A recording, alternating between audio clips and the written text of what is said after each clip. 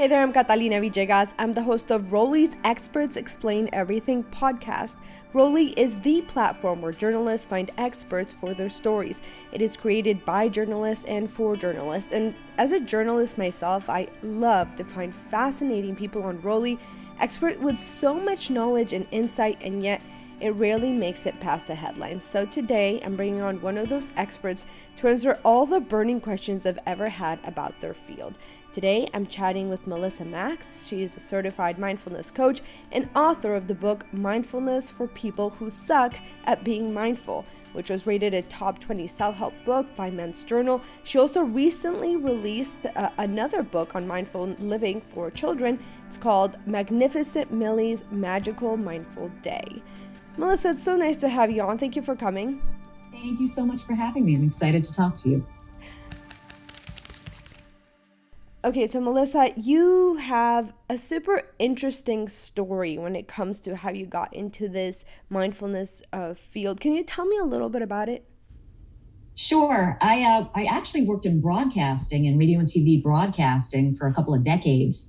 And it was something I wanted to do since I was a kid. But over the years, I found that I was stressed out all the time and I wasn't really happy. I would get a raise, I would get a promotion, I would get good ratings. And then I found myself always wanting the next thing. The next thing will make me happy, the next market I live in. Plus, I was living in Los Angeles. And as you know, that can be kind of stressful. There's a lot of traffic. And eventually, I started getting sick. I started getting physically ill and having lots of anxiety. And it turned out I was diagnosed with an autoimmune disease. And I had to start reevaluating and rethinking all sorts of things. And that's where mindfulness and mindful living and the mind-body connection came in, first on myself. And then I was sold after practicing it. And then I became a certified mindfulness coach. You know, Melissa, I find so many connections between you and me in that way because we were both in the industry. We both know how it feels to be concerned about everything from what people are saying about you on social media, about the work that you're doing, or about ratings, right? Or just the everyday kind of grind of the media industry, which can be really taxing at times. So I totally hear you on that, and I know that I know personally a lot of people that have left the industry because it's just so much at times. And so I love that you found a way to improve your life situation and in your health through mindfulness. And so that's why I'm really interested in engaging with you for this interview and just learning a little bit more about what it is, since it's been so beneficial for you. So I guess my next question would be, what exactly is mindfulness? Is it intention setting? Is it meditation? Is it attitude? Because I feel like I don't have a good grasp of what exactly mindfulness is. That's a great question, and one that a lot of people don't ask. I mean, the word mindfulness is being used everywhere, and it's being overused, and it's often being misused. I look at it, you remember when everyone went gluten-free a couple of years ago, but no one actually knew what gluten was? That's kind of the deal with mindfulness.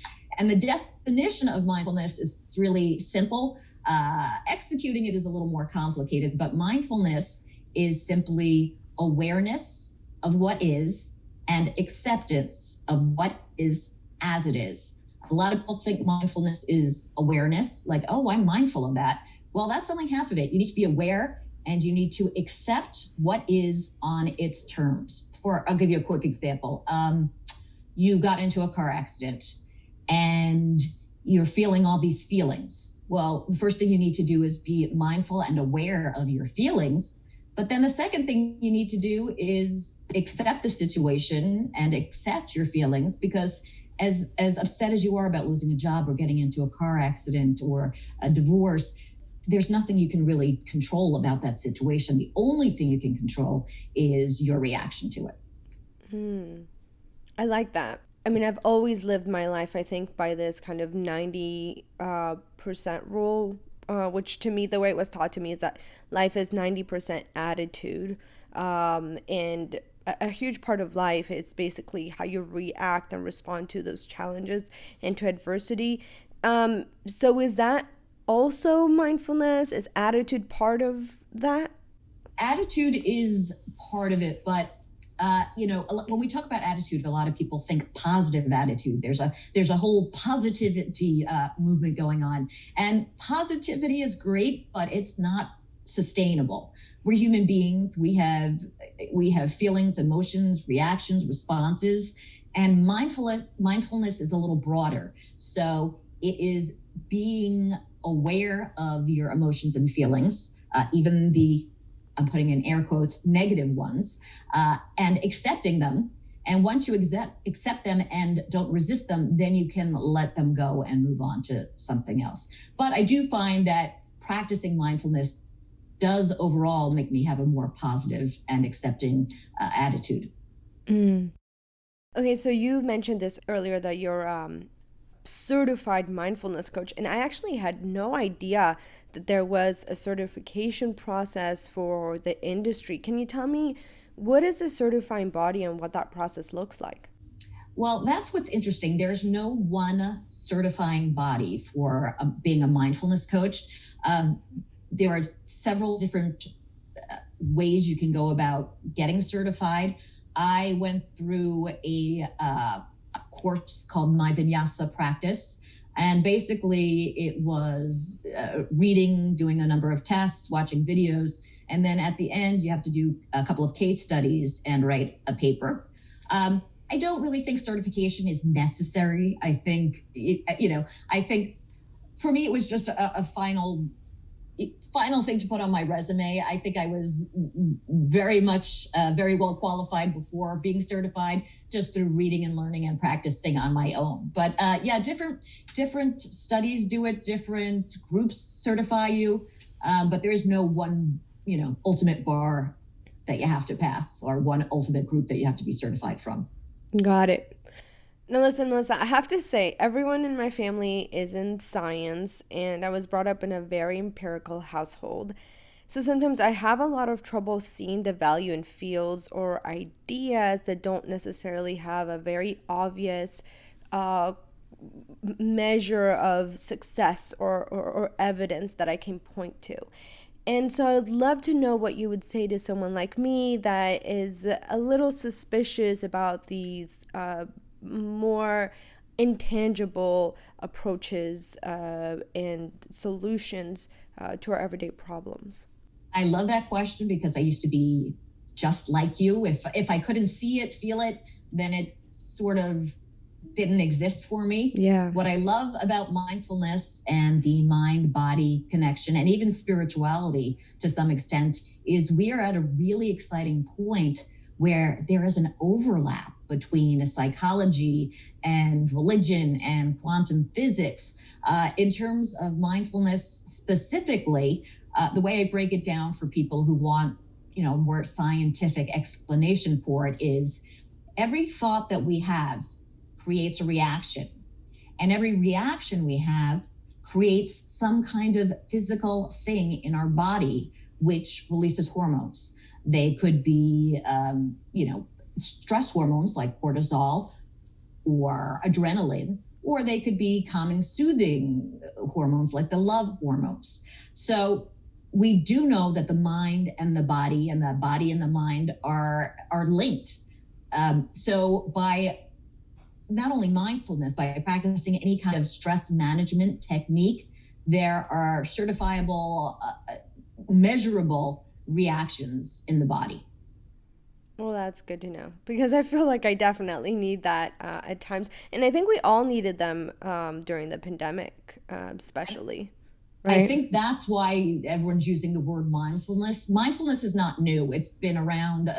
It's an ancient Hindu and Buddhist practice. It was sort of brought back into the mainstream in the 70s by a guy named John Kabat-Zinn, who used it as a stress relief technique for the Western world.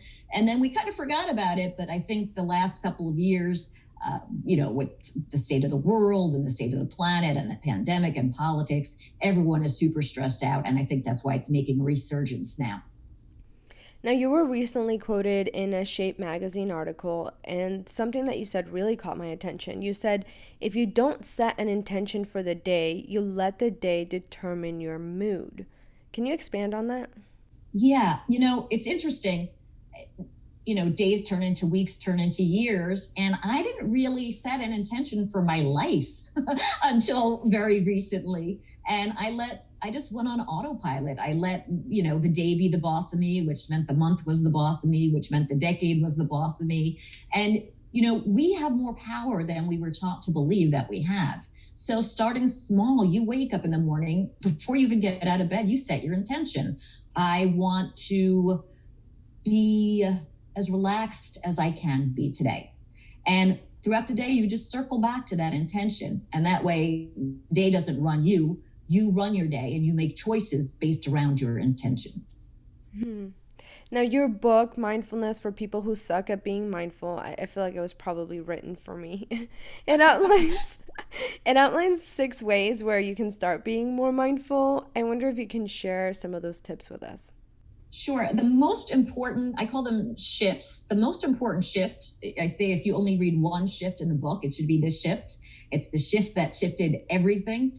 And that shift is don't believe your thoughts.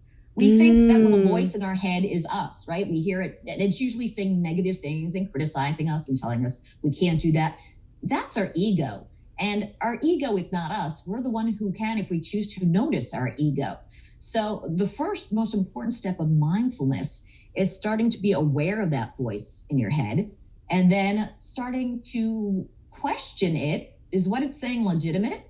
And then the third part of that is, if you're not buying into it, you don't have to react to it. You don't have to listen to it. And then there are micro steps you can take to learn how to sort of quiet it down and reprogram that voice. But biggest shift is not believing everything you think. And then there are other ways you can be mindful eating, mindful relating, being mindful of where you put your energy, what you give your energy to. It's really an all encompassing practice.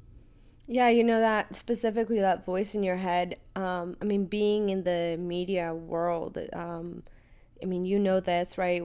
I feel like I'm super hypercritical of myself, of everything I do, everything, what I wear, what I don't wear, what I post, what I don't post, because I know that it's all of a sudden it's out there in the public sphere and anyone can quote it or misquote it or use it or not. And so I totally, hear you on that little negative voice in your head. And I sometimes wonder if people that are not necessarily in the public sphere are as critical of themselves as I am. I've never really been able to quite look into that, but I do like that about this kind of mindfulness approach that you're saying. That first step is that voice in your head, quieting it, or like you said, listening, knowing what it says, but being able to move past it, right?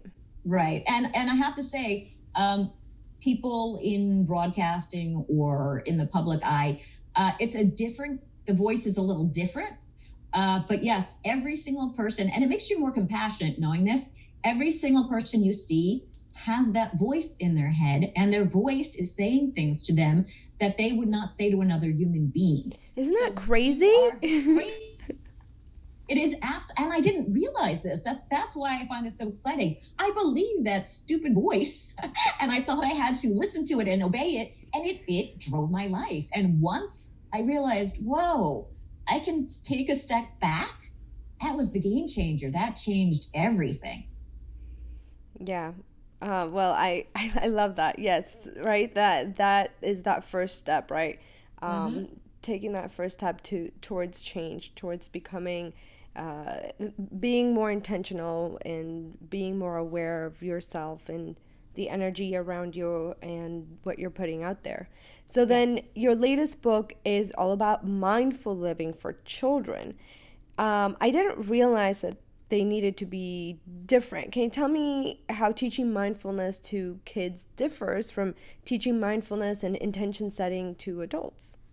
Well, the book is, it's a children's book. So it's a children's book about mindfulness. I think had I been taught from an early age that, again, I don't have to listen to that voice in my head, things would be very different. I think children who are coming up right now, on the one hand, there's a lot of negativity, but on the other hand, I think they're growing up to be more self-empowered. So Magnificent Millie's Magically Mindful Day is a book for children.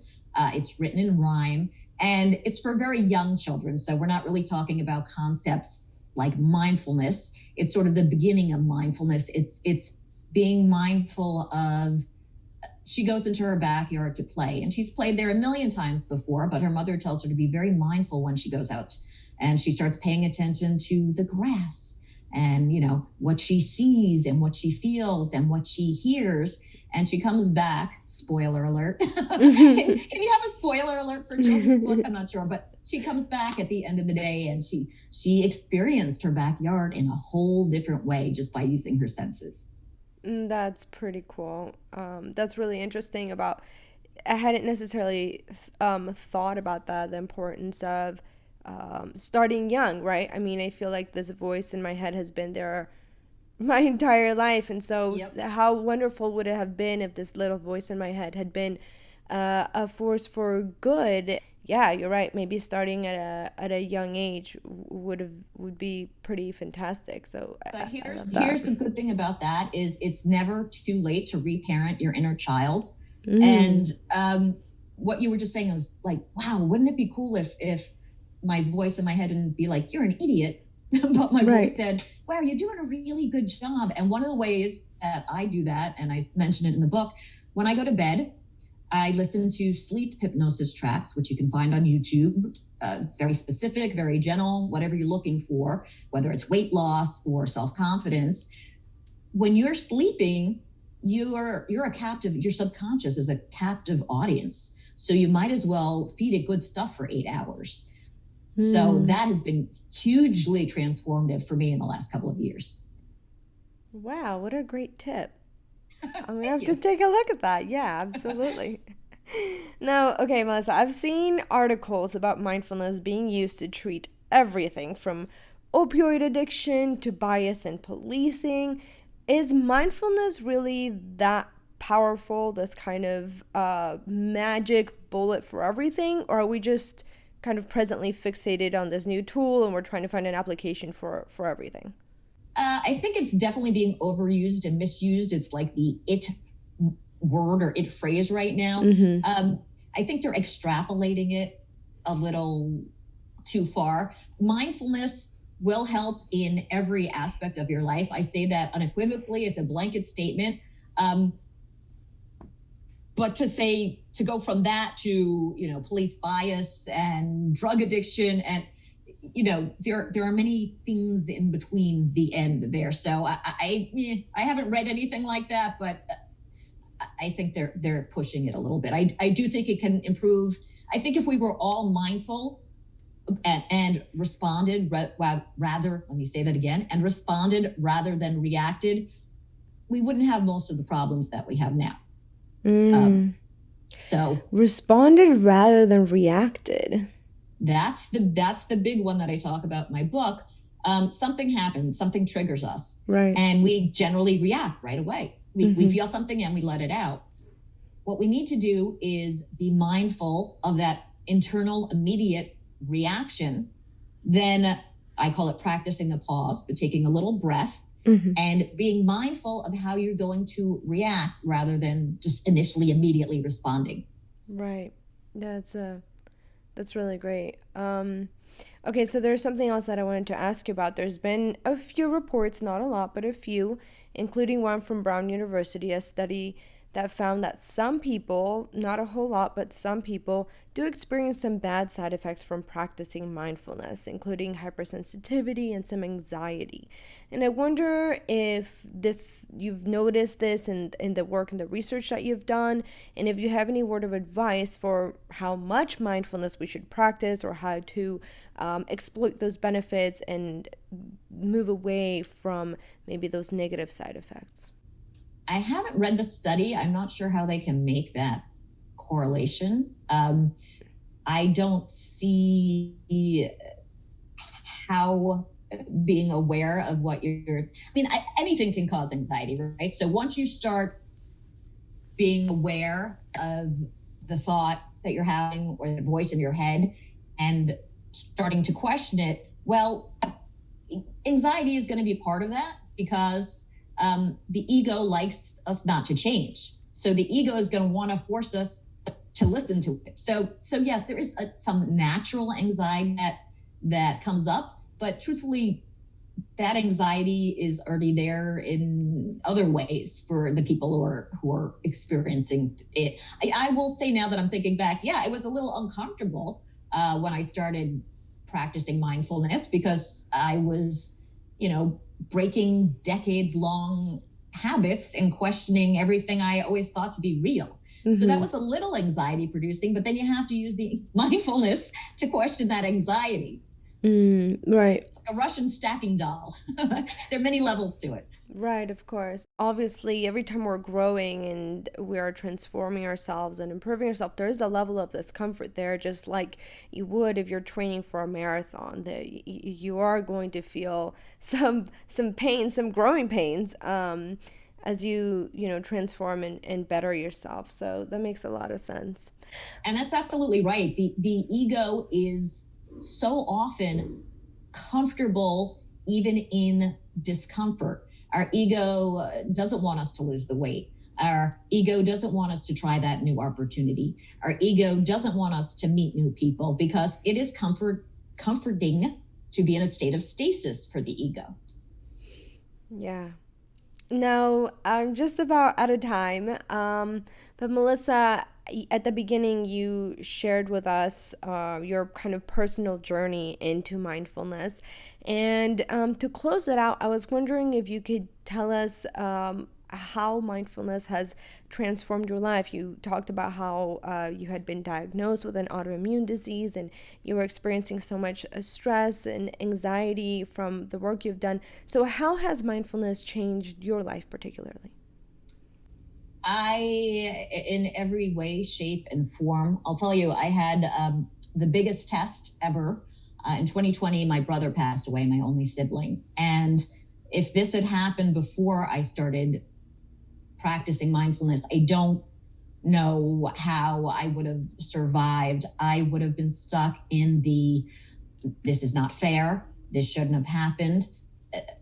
This is horrible. And yes, all of those things are true, but that's the awareness. The mindfulness part is acceptance. So I had to let myself feel all of those things, and I had to accept that I was feeling those things.